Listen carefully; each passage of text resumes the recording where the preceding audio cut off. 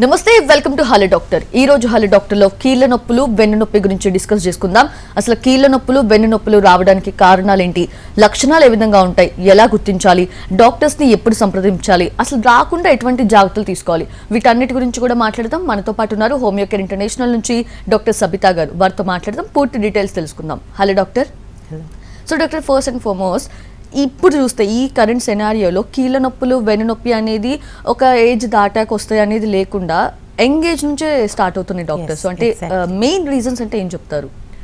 మనకి joint pains, back pain అంటే lumbar spondylosis కానీ, సర్వైకల్ స్పాండిలోసిస్ కానీ, లేదా జాయింట్ పెయిన్స్లో వచ్చేసి ఆస్టియోఆర్థరైటిస్, అంటే 90% పేషెంట్స్లో వచ్చేటువంటి ప్రాబ్లమ్స్ ఇవి.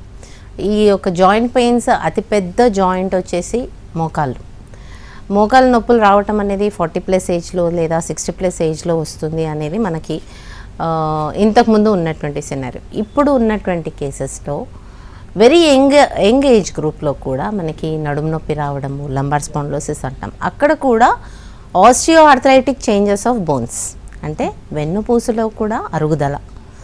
ఆస్టియోఆర్థరైటిస్ అనగా అరుగుదల, డీజనరేషన్ అని చెప్పుకోవచ్చు మనం. అలాగే సర్వైకల్ స్పాండిలోసిస్లో కూడా అరుగుదల. So not only posture problem but degeneration very younger age గ్రూప్స్లో, అంటే 20స్లో కూడా మనం చూస్తున్నాం సర్వైకల్ స్పాండిలోసిస్ అని. పోస్చర్ ప్రాబ్లం ఉన్న వాళ్ళలో ఒక 10-20% ఉన్నప్పటికీ డీజనరేటివ్ చేంజెస్ కనిపించిన వాళ్ళలో 80% కనిపిస్తూ ఉంటారు. సో డీజనరేటివ్ చేంజెస్ అంటే అరుగుదల అనేది వెన్నుపూసలో మెడ ప్రాంతంలో ఉండొచ్చు, నడుం ప్రాంతంలో ఉండొచ్చు, మోకాళ్ళల్లో ఉండవచ్చు, కొంతమందికి షోల్డర్ జాయింట్స్లో కూడా ఉంటుంది. సో ఇక్కడ మనకి డీజనరేషన్ అనేది ఏ జాయింట్లో అయినా రావచ్చు. ఎక్కడైతే స్ట్రెస్ అండ్ స్ట్రెయిన్ ఎక్కువ ఉంటుందో, ఎక్కడైతే స్ట్రెస్ఫుల్ అనేది ఆ జాయింట్కి ఎక్కడైతే ఉంటుందో అక్కడ మనకి డీజనరేటివ్ చేంజెస్ కనిపించే అవకాశం ఉంటుంది. సో ఇక్కడ మనకి డీజనరేటివ్ చేంజెస్ అనేది 20+ ఏజ్ గ్రూప్లో, 30+ ఏజ్ గ్రూప్లో అకార్డింగ్ టు దేర్ ప్రొఫెషన్. అంటే 8 to 10 hours ఒకే పొజిషన్లో కూర్చొని ఈ మధ్య కాలంలో సాఫ్ట్వేర్ ప్రొఫెషనల్స్ కానివ్వండి, వాళ్ళ యొక్క ప్రొఫెషన్ బట్టి చూస్తే కనుక సెడెంటరీ లైఫ్ స్టైల్ ఉన్న వాళ్ళలో కానివ్వండి మనకి ఇది కనిపించే అవకాశం ఉంటుంది. సో సాఫ్ట్వేర్ ప్రొఫెషనల్స్, ఈవెన్ స్టూడెంట్స్లో కూడా సర్వైకల్ స్పాండిలోసిస్ అనేది కనిపిస్తుంది. సో సర్వైకల్ స్పాండిలోసిస్ని నెగ్లెక్ట్ చేస్తే కనుక వేరే ప్రాబ్లమ్స్ వచ్చే అవకాశం ఉంటుంది, సివియారిటీ పెరిగే అవకాశం ఉంటుంది. సో యాజ్ సూన్ యాజ్ మెడ నొప్పి రావడం, అక్కడ నుంచి రేడియేషన్ పెయిన్, అంటే మెడ నుంచి షోల్డర్ వరకు రేడియేటింగ్ పెయిన్ రావడం, స్కాపులర్ పెయిన్ అంటే మన చెస్ట్ రీజన్లో, బ్యాక్ రీజన్లో ఉన్నటువంటి పోర్షన్లో నొప్పి వచ్చినట్టయితే కనుక అక్కడ మనకి దాన్ని సర్వైకల్ స్పాండిలోసిస్ రేడియేటింగ్ పెయిన్ అని గుర్తించవచ్చు. అయితే మీకు వచ్చినటువంటి పెయిన్ చూసి ఒక ఫిజిషియన్ అనేది ఖచ్చితంగా డయాగ్నోస్ చేయడం అనేది జరుగుతుంది. ఇక్కడ మీకు ఫార్వర్డ్ బెండింగ్ చేసి ఎక్కువసేపు ఒకే పొజిషన్లో ఉన్నటువంటి ఏరియాలో నొప్పి వచ్చినట్టయితే కనుక మనం దాన్ని సర్వైకల్ స్పాండిలోసిస్ అనుకోవచ్చు. ఇది సింపుల్ ఇన్వెస్టిగేషన్స్తో కూడా తెలుసుకునే అవకాశం ఉంటుంది. సో ఇక్కడ సర్వైకల్ స్పాండిలోసిస్కి మెడ ప్రాంతంలో నొప్పి రావచ్చు, మెడ నుంచి షోల్డర్ నుంచి వచ్చేటువంటి రేడియేటింగ్ పెయిన్ రావచ్చు, chest, back of chest are front of chest radiating pain ఉండొచ్చు, ఆర్ ఫుల్ ఫోర్ ఆర్మ్ అంటే చెయ్యి మొత్తం కూడా నొప్పి వచ్చేటువంటి అవకాశం ఉంటుంది. కొంతమందికి నొప్పి కంటే బిఫోర్ నమ్నెస్, టింగ్లింగ్ అంటే తిమ్మిరి పట్టడం, మొద్దు పారటం ఇలాంటివన్నీ కూడా కనిపించే అవకాశం ఉంటుంది. బికాస్ C1 నుంచి C7 వరకు ఉన్నటువంటి సర్వైకల్ వర్టిబ్రే మధ్యలో ఉన్నటువంటి నర్వ్స్ కంప్రెషన్ అయినప్పుడు ఈ రేడియేటింగ్ పెయిన్ వచ్చేటువంటి అవకాశం ఉంటుంది. This is cervical spondylosis. ఇది మనకి యంగర్ ఏజ్ గ్రూప్స్లో కూడా కనిపించే అవకాశం ఉంటుంది. నాట్ ఓన్లీ స్టూడెంట్స్, సాఫ్ట్వేర్ ప్రొఫెషనల్సే కాకుండా హౌస్ వైఫ్స్లో కూడా ఎక్కువగా టీవీ చూసేటువంటి వాళ్ళల్లో కూడా ఈ సర్వైకల్ స్పాండిలోసిస్ కనిపించే అవకాశం ఉంటుంది. అలాగే లంబార్ స్పాండిలోసిస్, బ్యాక్ పెయిన్ అని చెప్పుకున్నాం మనం. సో నడుము ప్రాంతంలో వచ్చేటువంటి నొప్పిలో కూడా హెవీ వెయిట్ లిఫ్ట్ చేసే వాళ్ళల్లో కానివ్వండి, హెవీ వెహికల్స్ డ్రైవ్ చేసే వాళ్ళల్లో కానివ్వండి, 8 to 10 hours ఒకే పొజిషన్లో కూర్చొని వర్క్ చేసే వాళ్ళకి కానివ్వండి, ఈ యొక్క స్ట్రెస్ స్ట్రెయిన్ అనేది నడుము ప్రాంతంలో ఉండేటువంటి అవకాశం ఉంటుంది. So L3, L4, L5, S1 రీజన్స్లో degeneration, disc bulge osteophyte formation అనేది కనిపించేటువంటి అవకాశం ఈ యొక్క పర్సన్స్లో కనిపించే అవకాశం ఉంటుంది. ఇక్కడ మనకి ఇది కూడా డిజనరేటివ్ చేంజ్ అని చెప్పుకోవచ్చు. సో ఇది కూడా ఏజ్తో పరిమితం లేకుండా వెరీ యంగ్ ఏజ్లో కూడా మనకి అంటే 30+ ఏజ్ గ్రూప్లో కూడా లంబార్ స్పాండిలోసిస్ సివియర్ అంటే గ్రేడ్ 3 గ్రేడ్ 4 కనిపించినటువంటి కేసెస్ చాలా ఉన్నాయి. సో లంబార్ స్పాండిలోసిస్తో సఫర్ అయ్యే వాళ్ళు కూడా ఎంత త్వరగా వీలైతే అంత త్వరగా ఈ యొక్క ప్రాబ్లమ్ని ఇంకా ఎక్కువగా కాంప్లికేటెడ్ చేసుకోకుండా ట్రీట్మెంట్ తీసుకున్నట్టయితే కనుక గ్రేడ్ 1 గ్రేడ్ 2లోనే హోమియోపతి ట్రీట్మెంట్తో హోమియోకేర్ కాన్స్టిట్యూషనల్ ట్రీట్మెంట్తో నార్మల్కి వచ్చేటువంటి అవకాశం ఉంటుంది. అలాగే జాయింట్ పెయిన్స్లో మనకి మెయిన్గా వచ్చేసి 4 different types of joint pains అని చెప్పుకోవచ్చు. ఆస్టియో ఆర్థరైటిస్ 80% పేషెంట్స్లో కనిపించినప్పటికీ రుమటాయిడ్ ఆర్థరైటిస్ ఓన్లీ 10% పీపుల్లో కనిపిస్తుంది. రుమటాయిడ్ ఆర్థరైటిస్ అనగా ఇది ఒక ఆటో ఇమ్యూన్ ఇన్ఫెక్టివ్ ఆర్థరైటిస్ అని చెప్పుకోవచ్చు. అంటే ఇక్కడ వాపుకు గురయ్యేటువంటి అవకాశం ఉంటుంది, చిన్న జాయింట్స్ కూడా ఎఫెక్ట్ అయ్యేటువంటి అవకాశం ఉంటుంది. ఇది కూడా ఏజ్తో పరిమితం లేకుండా వచ్చేటువంటి అవకాశం ఉంటుంది. సో స్మాలర్ జాయింట్స్ ఎఫెక్ట్ అవ్వడం, చేతి వేలల్లో జాయింట్స్లో ఉన్నటువంటి జాయింట్స్లో కూడా స్వెల్లింగ్ రావడం, నార్మల్ యాక్టివిటీ చేసుకోలేకపోవడం, కాళ్ళల్లో టోస్లో కూడా వచ్చేటువంటి స్వెల్లింగ్ అనేది కనిపించే అవకాశం ఉంటుంది. కొంతమందిలో రిస్ట్ జాయింట్, యాంకిల్ జాయింట్ కూడా ఎఫెక్ట్ అయ్యేటువంటి అవకాశం ఉంటుంది. ఇక్కడ మనకి ఈఎస్ఆర్ లెవెల్స్ పెరగటం, సిఆర్పి లెవెల్స్ పెరగటం అనేది ఉంటుంది. ఆర్ఏ ఫ్యాక్టర్ అనేది కూడా నార్మల్ రేంజ్లో లేకుండా ఎక్కువగా కనిపించేటువంటి అవకాశం ఉంటుంది. కొంతమందిలో sero negative, even RA factor negative వచ్చినప్పటికీ ఏసో టైటర్ ఒకవేళ ఎక్కువ ఉన్నట్టయితే కనుక maybe past history of streptococcal, staphylococcal infections వల్ల వచ్చినటువంటి జాయింట్ పెయిన్స్ అని చెప్పుకోవచ్చు. సో ఇక్కడ మనకి రుమటాయిడ్ ఆర్థరైటిస్ కూడా 10% పీపుల్లో కనిపించినప్పటికీ ఏజ్తో పరిమితం లేకుండా వెరీ యంగర్ ఏజ్ గ్రూప్స్ అంటే 20 years లోపల ఉన్న వాళ్ళలో కూడా ఈ యొక్క రుమటాయిడ్ ఆర్థరైటిస్ సివియర్ కండిషన్స్ కూడా ఉండేటువంటి అవకాశం ఉంది. బికాస్ ఆర్ఏ ఫ్యాక్టర్ అనేది మనకి 10 లోపల ఉండాల్సినటువంటి ఆర్ఏ ఫ్యాక్టర్ 100sలో కూడా ఉన్నటువంటి కేసెస్ ఉంటుంది. సో రుమటాయిడ్ ఆర్థరైటిస్ కూడా మైల్డ్ టు సివియర్ కేసెస్ కనిపిస్తూ ఉంటాయి. సో మైల్డ్ కేసెస్లో పూర్తిగా తగ్గే అవకాశం ఉంటుంది. సివియర్ కేసెస్లో కూడా without any side effects Homeocare international constitutional ట్రీట్మెంట్తో చాలా చక్కగా నార్మల్కి తీసుకొచ్చినటువంటి కేసెస్ చాలా ఉన్నాయి. ఎస్. అండ్ డాక్టర్ అంటే ఎలా డయాగ్నోస్ చేస్తారు, అసలు ఏ స్టేజ్లో ఉంది, లేదంటే అసలు దేనికి సంబంధించిన వ్యాధి ఇది అనేది ఎలా గుర్తిస్తారు? ఎస్, ఇన్వెస్టిగేటివ్ ప్రొసీజర్స్ కంటే కూడా ఒక ఫిజిషియన్ ఒక పర్సన్ వచ్చి ఈ జాయింట్లో నొప్పి ఉంది అని చెప్పినట్టయితే కనుక ఎనీ ఎక్స్పీరియన్స్డ్ ఫిజిషియన్ ఆ యొక్క జాయింట్లో క్రెపిటస్ ఉన్నట్టయితే కనుక, నీ జాయింట్స్లో క్రెపిటస్ ఉన్నా కానీ స్వెల్లింగ్ లేకుండా స్టిఫ్నెస్ అనేది ఉన్నట్టయితే కనుక మనం అది ఆస్టియో ఆర్థరైటిస్గా గుర్తించడం జరుగుతుంది. స్టిఫ్నెస్ అనగా ఒక మూమెంట్ నుంచి ఇంకో మూమెంట్ చేస్తున్నప్పుడు జాయింట్ స్పేస్ తగ్గడం, ఆ స్పేస్ తగ్గడం వల్ల మీకు బోన్కి ఫ్రిక్షన్ అయ్యేటువంటి అవకాశం ఉంటుంది. సో ఈ ఫ్రిక్షన్ ఒక టైప్ ఆఫ్ సౌండ్ అనేది వస్తూ ఉంటుంది, దాన్ని మనం క్రెపిటస్ అంటూ ఉంటాం. ఈ యొక్క క్రెపిటస్ ఉన్నట్టయితే కనుక ఆస్టియో ఆర్థరైటిస్ అని డిక్లేర్ చేసే అవకాశం ఉంటుంది. బట్ ఎనీవేస్ ఎక్స్రే తీసినట్టయితే కనుక జాయింట్ స్పేస్ ఎంతవరకు తగ్గింది, ఎంతవరకు డిజనరేటివ్ చేంజెస్ ఉన్నాయి, ఏ గ్రేడ్లో ఉంది అనేది కూడా తెలుసుకోవచ్చు. సో ఆస్టియో ఆర్థరైటిస్లో కంపల్సరీ ఒక చిన్న ఎక్స్రే తీసినట్టయితే కనుక ఆ రీజన్లో ఎంతవరకు డిజనరేటివ్ చేంజెస్, ఎంతవరకు జాయింట్ స్పేస్ తగ్గింది అని తెలుసుకోవచ్చు.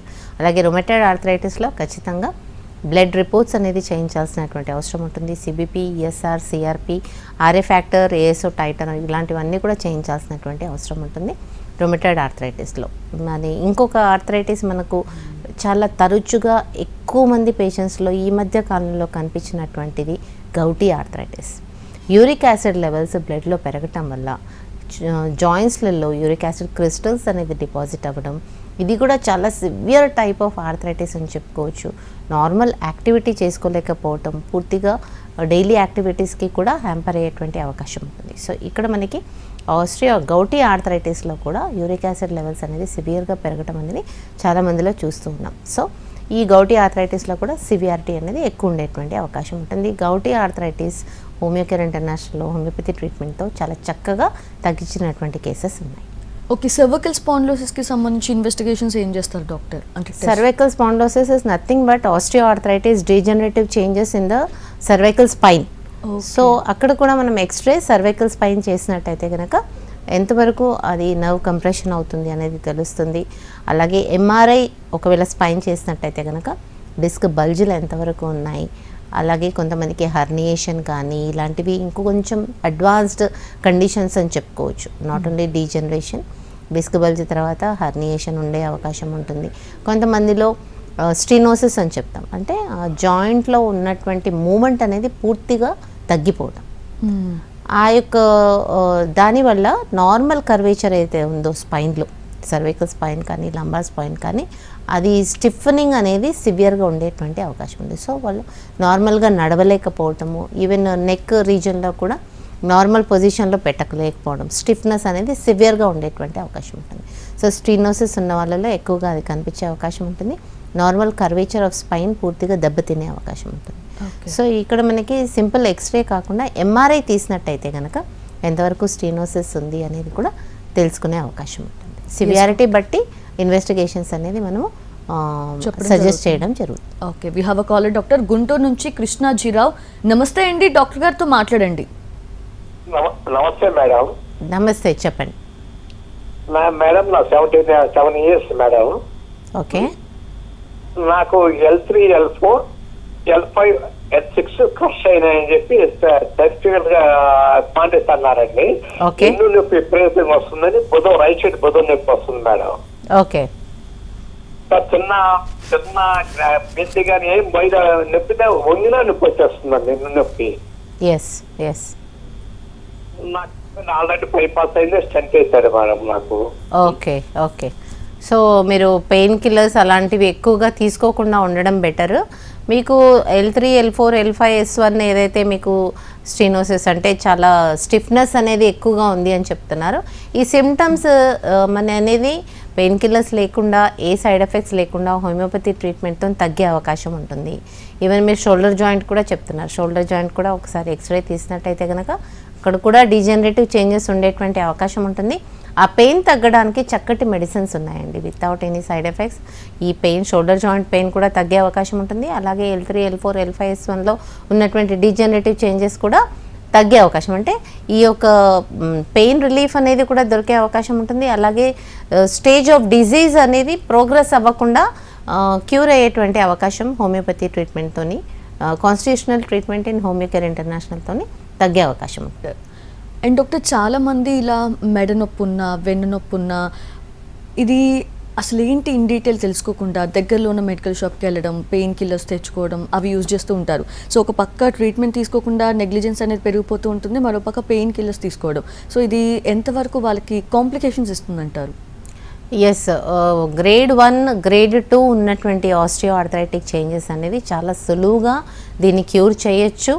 ఇది నార్మల్కి వచ్చేటువంటి అవకాశం ఎక్కువగా ఉంటుంది. 90 to 100% అని చెప్పుకోవచ్చు.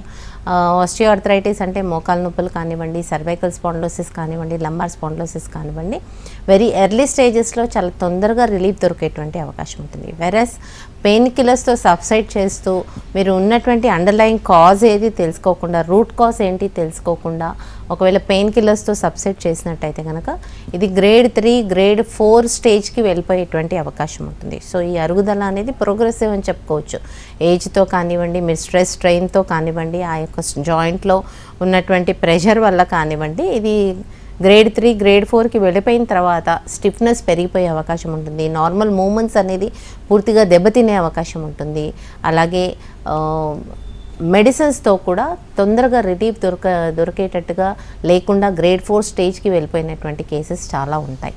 సో ఎర్లీ స్టేజెస్లో డయాగ్నోస్ చేసుకోవటము, దాన్ని వితౌట్ ఎనీ సైడ్ ఎఫెక్ట్స్ ఉన్నటువంటి పెయిన్ కిల్లర్స్ లేకుండా హోమియోపతి ట్రీట్మెంట్ తీసుకున్నట్టయితే కనుక ఇది పూర్తిగా నార్మల్కి వచ్చే అవకాశం ఉంటుంది. అలాగే రూట్ కాజ్కి ట్రీట్మెంట్ ఇవ్వడం జరుగుతుంది కనుక మళ్ళీ మనకి ఆ సివియారిటీ కానీ, ఆ డిజీజ్ కానీ మళ్ళీ రికవర్ అవ్వకుండా ఉండేటువంటి అవకాశం ఉంటుంది.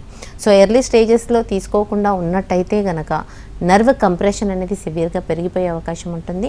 ఎర్లీ స్టేజెస్లోనే ఈ యొక్క ప్రాబ్లం వస్తుంది కనుక, అంటే ఈవెన్ 20 years ఆఫ్ ఏజ్లో కూడా ఒకవేళ ఇలాంటి సిమ్టమ్స్ కనిపించినట్టయితే కనుక, రేడియేటింగ్ పెయిన్ కానీ, తిమ్మిర్లు రావడం కానీ, మొద్దుబారటం కానీ ఇలాంటివన్నీ కనిపిస్తే ఇమీడియట్గా డయాగ్నోస్ అనేది చాలా ఇంపార్టెంట్. అలాగే ఏజ్డ్ పీపుల్లో అంటే 60 years ప్లస్ ఉన్న వాళ్ళల్లో కూడా కొంతమందికి నొప్పులు వస్తున్నాయి కదా, దీనికి ట్రీట్మెంట్ ఏం అవసరం లేదు అని కొద్దిగా రెస్ట్ తీసుకుంటే సరిపోతుంది అనేది ప్రోగ్రెషన్ అయిపోయిన తర్వాత పూర్తిగా వాళ్ళు నడవలేని పరిస్థితిలో ఉన్నప్పుడు రావటం అనేది జరుగుతూ ఉంటుంది. సో అలా కాకుండా కొన్ని సిమ్టమ్స్ ఉన్నప్పుడే జస్ట్ సింపుల్ స్టిఫ్నెస్ పెరగగానే మీరు వచ్చినట్టయితే కనుక ఇది పూర్తిగా తగ్గే అవకాశం ఉంటుంది. విటమిన్ డి డెఫిషియన్సీ ఉందా లేదా మీకు ఆ రీజన్లో ఉన్నటువంటి ఇన్ఫెక్షన్స్ ఏమైనా ఉన్నాయా కూడా డయాగ్నోస్ చేసి, కొంతమందిలో osteo arthritis along with rheumatoid arthritis అంటే ఆ జాయింట్లో కొంతమందికి బిగ్గర్ జాయింట్లోనే ఇన్ఫెక్షన్ వచ్చేటువంటి అవకాశం ఉంటుంది. కొంతమందిలో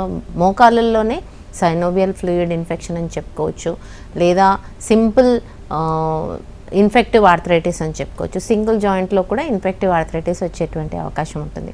అలాంటి కేసెస్ పూర్తిగా నార్మల్కి వచ్చినటువంటి కేసెస్ చాలా ఉన్నాయి. సో ఇలాంటి కేసు ఉన్నట్టయితే కనుక రెండు కూడా డయాగ్నోస్ చేయడం, ఈఎస్ఆర్ లెవెల్స్ చూసుకోవటము, ఇన్ఫెక్షన్ లెవెల్స్ తగ్గించడం, అలాగే స్వెల్లింగ్ ఇలాంటివన్నీ కూడా తగ్గించడం అనేది జరుగుతుంది. సో ఎర్లీ స్టేజెస్లోనే ట్రీట్మెంట్ స్టార్ట్ చేసినట్టయితే కనుక 100% అష్యూరెన్స్ ఇవ్వచ్చు, ఇలాంటి కేసెస్ అనేది పూర్తిగా తగ్గే అవకాశం ఉంటుంది. అండ్ డాక్టర్, జెనెటికల్గా ఇన్హెరిట్ అయ్యే అవకాశాలు ఉంటాయా ఈ ఆర్థరైటిస్ సమస్యలు అనేవి? ఎస్, జెనెటికలీ ఇన్హెరిటెడ్ అనేది ఒకవేళ పేరెంట్స్కి ఉన్నట్టయితే కనుక ఈ డిజనరేటివ్ చేంజెస్ కూడా వచ్చేటువంటి అవకాశం ఉంటుంది. లేదా కొంతమందికి రుమటాయిడ్ ఆర్థరైటిస్ మాత్రం ఖచ్చితంగా ఫ్యామిలీ ఇన్హెరిటెన్స్ అని చెప్పుకోవచ్చు. ఫ్యామిలీ హిస్టరీ ఉన్నట్టయితే కనుక rheumatoid arthritis because it is an auto immune disease అది వచ్చేటువంటి అవకాశం ఉంటుంది. అలాగే గౌటీ ఆర్థరైటిస్ కానీ ఇక్కడ మెటబాలిజం ఆఫ్ యూరిక్ యాసిడ్ అని చెప్పుకోవచ్చు, ఇది కూడా ఇన్హెరిటెన్స్లో వచ్చేటువంటి అవకాశం ఉంటుంది. సో నాట్ ఓన్లీ దిస్, కొంతమందికి కాల్షియం డెఫిషియన్సీ ఉండటము, లేదా కొంతమందికి విటమిన్ డి డెఫిషియెంట్ ఉండడం వల్ల ఆస్టియోపోరోటిక్ చేంజెస్ ఆఫ్ బోన్స్ ఉండటం వల్లనే ఈ యొక్క డిజనరేటివ్ అనేది జరగడం అవకాశం ఉంటుంది. కొంతమందిలో not only vitamin D deficiency, hypothyroid ఉన్న వాళ్ళల్లో కూడా ఈ యొక్క కాల్షియం డెఫిషియన్సీ పెరగడం అనేది చాలామందిలో చూస్తున్నాం. So any symptoms related to hypothyroid అంటే వెయిట్ గెయిన్ అవ్వటము, హెవీగా వెయిట్ పెరుగుతున్నప్పుడు కూడా లంబార్ స్పాండిలోసిస్ కానీ మోకాలు నొప్పులు కానీ సివియర్గా పెరిగే అవకాశం ఉంటుంది. సో ఇవి వెయిట్ కంట్రోల్ చేసుకోవడం కూడా చాలా ఇంపార్టెంట్. వెయిట్ కొంతమందిలో ఎంత ఎక్సర్సైజ్ చేస్తున్నా కానీ పెరుగుతుంది అనుకుంటే కనుక ఖచ్చితంగా హైపోథైరాయిడ్ లెవెల్స్ అనేది చెక్ చేసుకోవడం చాలా ఇంపార్టెంట్. అలాగే మీరు ఒకవేళ పెయిన్ కిల్లర్స్ ఎక్కువగా యూజ్ చేస్తున్నారు అనుకుంటే కనుక దానికి side effects not only load on kidneys అలా కాకుండా కూడా ఎన్ఎస్ఐఏడ్స్ లేకపోతే యాంటీ ఇన్ఫ్లమేటరీ డ్రగ్స్ ఎక్కువగా వాడటం వల్ల కూడా థైరాయిడ్ వచ్చేటువంటి అవకాశం ఉంటుంది. లేదా యాంటీ డిప్రెషన్స్ వాడే వాళ్ళలో కూడా థైరాయిడ్ అండ్ కాల్షియం డెఫిషియన్సీ వచ్చేటువంటి అవకాశం ఉంది. అండ్ డాక్టర్, మీరు చెప్పారు ఇప్పుడు రుమటాయిడ్ కాకుండా రిమైనింగ్ అన్నీ కూడా జనరల్గా వస్తే రుమటాయిడ్ మాత్రం జెనెటికల్గా ఇన్హెరిట్ అవుతుందని చెప్పి, సో అంటే ఫ్యామిలీ హిస్టరీలో ఉంది అన్నప్పుడు రాకుండా లైక్ ఎటువంటి జాగ్రత్తలు తీసుకోవచ్చు అంటారు? అసలు రాకుండా మనం ఆపచ్చా? ఎస్, రుమటాయిడ్ ఆర్థరైటిస్ ఉన్న పేరెంట్స్ కానివ్వండి లేదా ఇంట్లో ఒకరికి ఉన్నట్టయితే కనుక సింపుల్ జాయింట్ పెయిన్స్ రాకపోయినప్పటికీ వాళ్ళ యొక్క బ్లడ్ రిపోర్ట్స్ అనేది చేసుకుంటే కనుక నార్మల్ రొటీన్ ఎగ్జామినేషన్లో CBP, ESR, CRP levels and RA factor అనేది చేసుకుంటే కనుక ఈ ఆర్ఏ ఫ్యాక్టర్ని తగ్గించడానికి ట్రీట్మెంట్ ముందే తీసుకునేటువంటి అవకాశం ఉంటుంది. ఆర్ఏ ఫ్యాక్టర్ని నార్మల్కి తీసుకొచ్చినట్టయితే కనుక ఈ యొక్క ఇన్ఫెక్షన్ లెవెల్స్ అనేది సివియర్గా పెరగకుండా ఉండే అవకాశం ఉంటుంది. రుమటాయిడ్ ఆర్థరైటిస్లో కూడా మనం చూసుకున్నట్టయితే కనుక మైల్డ్ టు సివియర్ కేసెస్ ఉంటాయి. కొన్ని ఆర్ఏ ఫ్యాక్టర్ అనేది జస్ట్ 12 కానీ 16 కానీ వితిన్ 50 బిలో ఉన్నట్టయితే కనుక సివియారిటీ ఆఫ్ సిమ్టమ్స్ అనేది కొంచెం తగ్గే అవకాశం ఉంటుంది. బట్ కొంతమందిలో ఆర్ఏ ఫ్యాక్టర్ 100 అబవ్ ఉన్నటువంటి కేసెస్లో మాత్రం సివియారిటీ అనేది చాలా ఎక్కువగా ఉండే అవకాశం ఉంటుంది. వీళ్ళకి మల్టిపుల్ ఆర్గన్ ఇన్వాల్వ్మెంట్ కూడా ఉండేటువంటి అవకాశం ఉంటుంది. అంటే వీళ్ళకి ఈవెన్ కార్డియాక్ ఇన్వాల్వ్మెంట్ ఉండే అవకాశం ఉంటుంది. వాపు అనేది హార్ట్కి ఇరుపక్కల ఉన్నటువంటి మజిల్స్లో కూడా వచ్చేటువంటి అవకాశం ఉంటుంది. సో ఆర్ఏ ఫ్యాక్టర్ని రెగ్యులర్ ఇంటర్వల్స్లో చెక్ చేసుకుంటూ దాన్ని కంట్రోల్కి తీసుకురావడం అనేది చాలా ఇంపార్టెంట్. అండ్ డాక్టర్, ఈ జాయింట్ పెయిన్స్, ఈ ఆర్థరైటిస్ సమస్యలు రాకూడదు అంటే డైలీ రొటీన్ ఎలా ఉండాలంటారు? ఎస్, యూజువలీ జాయింట్ పెయిన్స్లో మనం చెప్పుకున్నట్టయితే కనుక 80% పేషెంట్స్లో ఆస్టియో ఆర్థరైటిస్ చేంజెస్ ఉంటాయి. అంటే అది అరుగుదల అనేది మనకి తెలిసిన విషయం. ఈ యొక్క అరుగుదల అనేది రాకుండా ఉండాలి అని అంటే stress and strain on different అంటే వేర్ అండ్ టేర్ అని చెప్పుకోవచ్చు. ఈ యొక్క జాయింట్ ఒక పర్టికులర్ జాయింట్ మీద ఎక్కువగా స్ట్రెస్ పడుతుంది అనుకుంటే కనుక అక్కడ మనకి వేర్ అండ్ టేర్ అయ్యే అవకాశం ఉంటుంది, డీజనరేషన్ అయ్యే అవకాశం ఉంటుంది. సో అలా కాకుండా ఉండాలి అని అంటే యూజువలీ ఒకే స్టేబుల్ పొజిషన్లో కూర్చోవటం కానివ్వండి, లేదా హెవీ వెయిట్స్ లిఫ్ట్ చేయడం వల్ల కానివ్వండి, లేదా కొంతమందిలో ఇంట్లో చేసేటువంటి పనులలో కూడా కొద్దిగా వెయిట్ ఎక్కువ ఉన్న వాళ్ళలో కూడా ఈ యొక్క డీజనరేషన్ అనేది ఎక్కువగా ఉండే అవకాశం ఉంటుంది. సో వేర్ అండ్ టేర్ ఏ జాయింట్లో అయితే ఎక్కువ పడుతుందో అది అవాయిడ్ చేయడం అనేది చాలా ఇంపార్టెంట్. అలాగే calcium deficiency, vitamin D deficiency ఉందా చెక్ చేసుకోవడం అనేది కూడా చాలా ఇంపార్టెంట్. సో ఇక్కడ మనకి osteo arthritis and rheumatoid arthritis అనేది రిపోర్ట్స్ వల్ల కానివ్వండి తెలిసే అవకాశం ఉంటుంది. బట్ గౌటీ ఆర్థరైటిస్ అనేది మాత్రం సీరం యూరిక్ యాసిడ్ లెవెల్స్ క్రానిక్గా ఉన్నటువంటి కేసెస్లో మాత్రమే ఈ జాయింట్ పెయిన్స్ ఉండేటువంటి అవకాశం ఉంటుంది. అంటే gouty arthritis serum uric acid levels for example ఒక పేషెంట్లో 8 years to 10 years వరకు యూరిక్ యాసిడ్ లెవెల్స్ ఎక్కువగా ఉన్నట్టయితే కనుక డిఫరెంట్ జాయింట్స్లో సివియారిటీ ఆఫ్ పెయిన్ పెరిగే అవకాశం ఉంటుంది. యూరిక్ యాసిడ్ లెవెల్స్ ఎక్కువ ఉన్న వాళ్ళలో డైట్ రెస్ట్రిక్షన్స్ అనేది చాలా ఇంపార్టెంట్. ఇక్కడ మనకి యూరిక్ యాసిడ్ లెవెల్స్ పెరుగుతున్నాయి అని అంటే వాళ్ళు తీసుకున్నటువంటి ఫుడ్లో యూరియా కానీ యూరిక్ యాసిడ్ కానీ లేకుండా ఉండేటువంటి ఆహారం తీసుకోవాల్సినటువంటి అవసరం ఉంటుంది. అలాగే యూరిక్ యాసిడ్ లెవెల్స్ పెరుగుతున్నాయి అనుకుంటే కనుక వాళ్ళ డైలీ లైఫ్ స్టైల్లో చేంజెస్ అనేది చాలా ఇంపార్టెంట్. వాళ్ళు తీసుకునేటువంటి ఆహారంలో యానిమల్ ఫ్యాట్ కానివ్వండి, యానిమల్ మీట్ కానివ్వండి తీసుకోకుండా ఉండాల్సినటువంటి అవసరం ఉంటుంది. అలాగే ఆల్కహాలిజం తీసుకునే వాళ్ళల్లో కూడా యూరిక్ యాసిడ్ లెవెల్స్ అనేది పెరిగే అవకాశం ఉంటుంది. సో ఈ రెస్ట్రిక్షన్స్ అన్నీ తీసుకున్నప్పటికీ కొంతమందికి యూరిక్ యాసిడ్ లెవెల్స్ తగ్గడానికి చాలా టైం పట్టే అవకాశం ఉంటుంది అండ్ మళ్ళీ రికర్ అయ్యేటువంటి అవకాశం ఎక్కువగా ఉంటుంది. సో ఇలాంటి కేసెస్లో చక్కగా హోమియోకేర్ ఇంటర్నేషనల్ కాన్స్టిట్యూషనల్ ట్రీట్మెంట్ తీసుకున్నట్టయితే కనుక ఈ యొక్క యూరిక్ యాసిడ్ లెవెల్స్ అనేది పర్మనెంట్గా నార్మల్గా తీసుకొచ్చేటువంటి అవకాశం ఉంటుంది. అండ్ డాక్టర్ కొన్ని కంప్లైంట్స్లో చెస్ట్ ప్రాంతంలో సురుక్కుమంటూ సూదితో గుచ్చినట్టుగా పెయిన్ వస్తుంది అంటారు. సో ఆ పెయిన్ కూడా మనకి సర్వికల్ స్పాండిలోసిస్ ఆస్టియో కిందకు వస్తుంది అంటారా లేదంటే? Usually epigastric pain or chest రీజన్లో ఉన్నటువంటి పెయిన్ అసిడిటీ సిమ్టమ్స్ అని చెప్పుకోవచ్చు, గ్యాస్ట్రైటిస్ సిమ్టమ్స్ అని చెప్పుకోవచ్చు. సో చెస్ట్ రీజన్లో నర్వ్ కంప్రెషన్ అయితే కనుక అంటే సర్వైకల్ రీజన్లో నర్వ్ కంప్రెషన్ అయితే కనుక రేడియేటింగ్ పెయిన్లో చెస్ట్ ప్రాంతంలో నొప్పి వచ్చే అవకాశం ఉంటుంది. అది బ్యాక్ సైడ్ ఆఫ్ చెస్ట్ అనేది ఎక్కువగా ఉంటుంది. అంటే స్కాపులా రీజన్లో కానివ్వండి, బిలో స్కాపులా రీజన్లో కానివ్వండి, లేదా స్పైన్ రీజన్లో కానివ్వండి పెయిన్ అనేది మొదలవుతూ ఇరు ప్రాంతంలో రేడియేట్ అయ్యేటువంటి అవకాశం ఉంటుంది. సో సర్వైకల్ స్పాండిలోసిస్లోనే కాకుండా థొరాసిక్ వర్టిబ్రేలో కూడా ఈ యొక్క డీజనరేటివ్ చేంజెస్ ఉండేటువంటి అవకాశం ఉంటుంది. యూజువలీ హౌస్ మేట్స్ కానివ్వండి, లేదా ఇంట్లో హౌస్ వైఫ్స్ ఉన్న వాళ్ళలో కానివ్వండి, వాళ్ళు వేర్ అండ్ టేర్ ఎక్కువగా అనేది మనకి హ్యాండ్స్తో ఉంటుంది కనుక థొరాసిక్ రీజన్లో ఉన్నటువంటి వర్టిబ్రేలో చేంజెస్ వచ్చేటువంటి అవకాశం ఉంటుంది. సో ఈవెన్ సర్వైకల్ లంబారే కాకుండా థొరాసిక్ వర్టిబ్రేలో కూడా కొంతమందికి డీజనరేటివ్ చేంజెస్ రావటం, అక్కడ ఉన్నటువంటి వర్టిబ్రే నుంచి నర్వ్ కంప్రెషన్ అయ్యేటువంటి అవకాశం ఉన్నప్పుడు ఆ యొక్క రీజన్లో పెయిన్ రావటం, అది ఫ్రంట్ వరకు కూడా రేడియేట్ అయ్యేటువంటి అవకాశం ఉంటుంది. ఈవెన్ లంబార్ రీజన్లో కూడా L1 నుంచి L5 వరకు కూడా ప్రాబ్లం ఉన్నప్పుడు ఈ యొక్క రేడియేటింగ్ పెయిన్ అనేది లోవర్ అబ్డమన్ రీజన్లో కూడా రేడియేట్ అయ్యేటువంటి అవకాశం ఉంటుంది. కొంతమందిలో లంబార్ రీజన్లో డీజనరేటివ్ చేంజెస్ అయినప్పుడు, నర్వ్ కంప్రెషన్ అయినప్పుడు ఇన్కాంటినెన్స్ ఆఫ్ యూరిన్ కానివ్వండి, ఇన్కాంటినెన్స్ ఆఫ్ బవల్స్ కూడా ఏజ్ ఓల్డ్ పేషెంట్స్లో కనిపించేటువంటి అవకాశం ఉంటుంది. సో సివియారిటీ అనేది గ్రేడ్ 4లో ఈ యొక్క సివియారిటీ అనేది చాలా ఎక్కువగా ఉండేటువంటి అవకాశం ఉంటుంది. కొంతమందిలో లెఫ్ట్ సైడ్ రీజన్లో ఈ యొక్క సర్వైకల్ స్పాండిలోసిస్ వల్ల వచ్చేటువంటి పెయిన్ని ప్యానిక్ అయిపోయి అది హార్ట్ పెయిన్గా, అంజైనాగా ప్యానిక్ అయిపోతూ ఉంటారు. బట్ ఈ రేడియేటింగ్ పెయిన్ వచ్చినప్పుడు ఇమీడియట్గా డాక్టర్ కన్సల్టేషన్ తీసుకోవటము, ఇది దేనివల్ల వస్తుంది అనేది ఖచ్చితంగా రిపోర్ట్ చేసినట్టయితే కనుక మనకి కరెక్ట్ డయాగ్నోసిస్ అండ్ ట్రీట్మెంట్ అనేది తీసుకునే అవకాశం ఉంటుంది. We have a caller ma'am, Mulugu నుంచి వెంకటరెడ్డి గారు. నమస్తే అండి వెంకటరెడ్డి గారు, డాక్టర్ గారితో మాట్లాడొచ్చు. ఎస్, కొంచెం గట్టిగా మాట్లాడాలి వెంకటరెడ్డి గారు. నమస్తే అండి మేడం. నమస్తే, చెప్పండి. కాల్ చేశారు కదండి, మీకు ఏమైనా సమస్య ఉందా? కాల్ నేనే చేశాను, మీ టీవీలో చూసి. చెప్పండి, సమస్య ఏంటో చెప్పండి. ఈ కాళ్ళకు తిమ్మిర్లు వస్తున్నాయండి. ఓకే, మీ ఏజ్ చెప్పండి. నా ఏజ్ 60 పైన ఉంటుందండి. ఓకే, కాళ్ళకు తిమ్మిర్లు ఎప్పటి నుంచి వస్తున్నాయి? దాదాపు ఒక 4 నెలలు 5 నెలలు అవుతుంది. ఓకే, ఎక్కడి నుంచి ఎక్కడి వరకు ఉంటాయి తిమ్మిర్లు? ఈ నడుము కింద నుంచి తొడల కానించి కిందికి వస్తున్నాయి, పాదాల వరకు. ఓకే, నడుములో నొప్పి కానీ ఏమైనా ఉందా? నడుములో నొప్పి ప్రస్తుతం లేదండి, కానీ మోకాళ్ళ నొప్పులు ఉన్నాయి. ఓకే. సో మీకు ఇక్కడ నడుము నుంచి పాదం వరకు తిమ్మిర్లు వస్తున్నాయి కనుక ఇక్కడ మీకు నర్వ్ కంప్రెషన్ అవుతూ ఉండొచ్చండి. లంబార్ స్పాండిలోసిస్ స్టార్టింగ్ స్టేజెస్లో పెయిన్ లేకపోయినప్పటికీ తిమ్మిర్లు వచ్చేటువంటి అవకాశం ఉంటుంది. సో ఇక్కడ మీకు మెయిన్గా కాల్షియం డెఫిషియన్సీ ఉందా అనేది చూసుకోండి. స్పైన్ స్ట్రెంథనింగ్ ఎక్సర్సైజెస్ చేస్తూ ఉన్నట్టయితే కనుక మీ యొక్క నర్వ్ కంప్రెషన్ తగ్గే అవకాశం ఉంటుంది. బట్ తిమ్మిర్లు అనేది లేదా మీకు వచ్చేటువంటి ఈ యొక్క సిమ్టమ్ అనేది ఫస్ట్ స్టేజ్ అని చెప్పుకోవచ్చు. సో ఇమీడియట్గా మీరు హోమియోపతి ట్రీట్మెంట్ తీసుకున్నట్టయితే కనుక ఈ తిమ్మిర్లు పూర్తిగా తగ్గేటువంటి అవకాశం ఉంటుందండి.